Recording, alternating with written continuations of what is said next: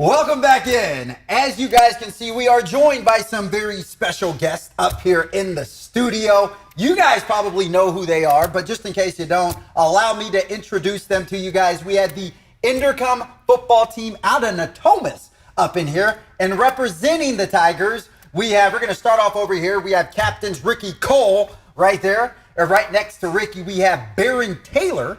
And then on this side over here, we have the other captain, Christian Harris.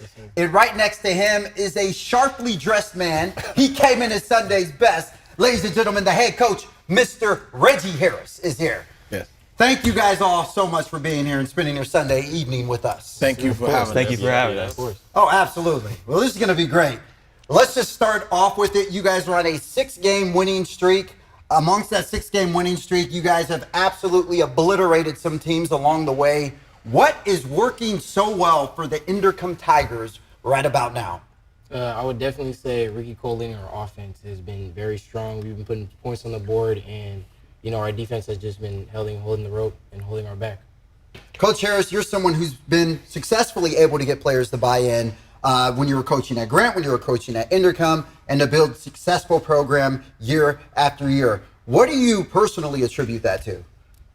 Commitment, love, patience, and making each player feel worthy.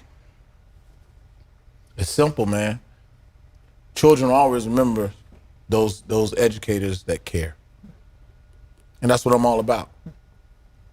Now, you guys are an extension of the coaching staff, being captains, 3 captains up here, like Kevin, like you mentioned. We got 2 more captains here in the wings in the back, so a big, strong, solid core of captains. How much does the coaching staff empower you guys as leaders, and how much responsibility do the 3 of you guys feel for the rest of the team and making sure that they're following coaches in your lead? During these weeks and during this whole season, we've been accounted questions and words of the week, where we just get taught life lessons, and a coach just stands in front of the after practice and talks about how we can be better as men on and off the field. I'd like to also add, I think the leadership is there, looking at these coaches, looking up to these coaches, Coach Reaver, Coach Harris, Coach Cole. I think we can really just base off that, what great men these are, and try and lead our brothers to victory. I'm curious, when you're on the successful run that you're having and beating opponents in the manner of which that you guys are doing it, how do you guys still stay so hungry from week to week and stay grounded and stay humble despite what you just did the previous week on the scoreboard? Oh, I'd say that's our goal of going to state and winning state. We haven't done that yet, so no point in stopping here. Do you guys kind of feel that target on your backs now? And if so, how do you embrace that or deal with that? Oh man, we always going to take on the challenge. We know we got a target on our back because of the shutouts, man. 4 shutouts now, so people are coming in to try to score on us. So as a defense, we got to take that personally. We're going to say, all right, we know what you're going to try to do, but we know what we do, and we're going to do that to the best effort. All right, and as Baron said, we have a chip on our shoulder as well, and it's like we're trying to strive for greatness each and every day. So the only way about doing that is running through our opponents.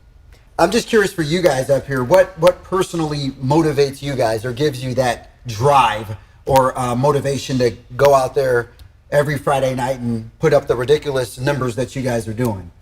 For me, I just want to give an example to my younger brothers and my teammates. I just want to be that exaggerated role model, just like Coach says, and I just really want to be looked up to, and I want to be great every day. I want to win the day every day, and I think every single player on our team wants to have that same goal.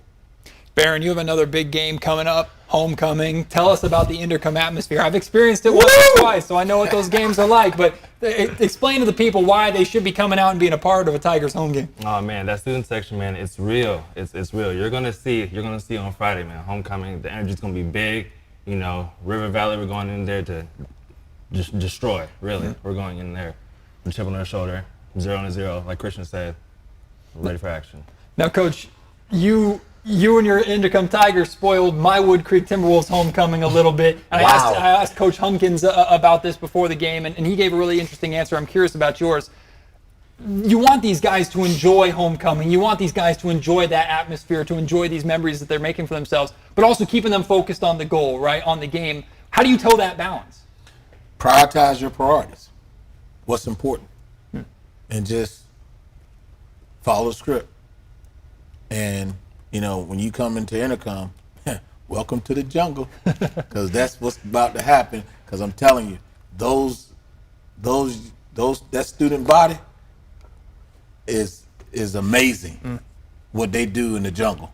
You were telling us ahead of time, you guys had a 55-0 win at Bella Vista, and that 55 number was significant, right? Yes, it was significant. I had told the players that V. Mawala was one of my sons, and he suddenly passed away in heaven. And I told him my heart was very heavy that night, and they was wondering what was going on with me, and I had to be transparent, as I am always transparent with these young men. And I told them where my heart was, and my heart at that particular time was on the Mawala family. And I asked the team, hey, can you do me a favor? Let's tribute to B. Mawala and his family with 55. Kevin normally asks this, but I'm jumping in. Pre-game rituals. Like, how do the Inderkum Tigers get ready to take the field? What do you guys do in the locker room? How do you fire yourselves up? Coach, what are you doing? I want to know. High stepping. Well, first we got to do our quiet storm where we take naps. Oh, before that even, we do our family eating where we pray and then we eat. And then after that, we go through some in the gym, some of our routines, and then we go to a quiet storm, we sleep, listen to some music, and then Coach Harris will tell us get ready, and we'll get taped up, get our pants on, then we'll go out and we'll practice, and then we'll go back in, get our pads on, and then we'll do our what's it called again? Keys to victory. Keys to victory, and we'll do that, and then it'll be game time. Right on. Keys to victory. So do you guys listen to music at all throughout that time, or do anything to Double double music. Yeah. Get a little hyped up, you know. Yeah. Hyped up. any artists in particular or songs? Sexy Red. Oh. So, I like how you guys put your heads down when you said it. Mainly, I try to take away the music that these young people listen to, because, you know, we're creatures of habit. So I don't allow the music. We gotta stay focused. So I shut the music down. I heard that. All right. Shut it down. Or put on Kirk Franklin. One of the two. Right? There's no in between there. Right. Well, good deal. Well, if you guys want to check out the Inderkum Tigers this Friday, as Matt said, it is homecoming. And I am telling you, you do not want to miss out on an Inderkum home football team. As Coach Harris said, the jungle is lively and it is wild, and you can check it out for yourself. So thank you guys so much for coming on the show. We really appreciate you, the Inderkum football team. yes, sir. Thank you. Thank you for having us. Thank you.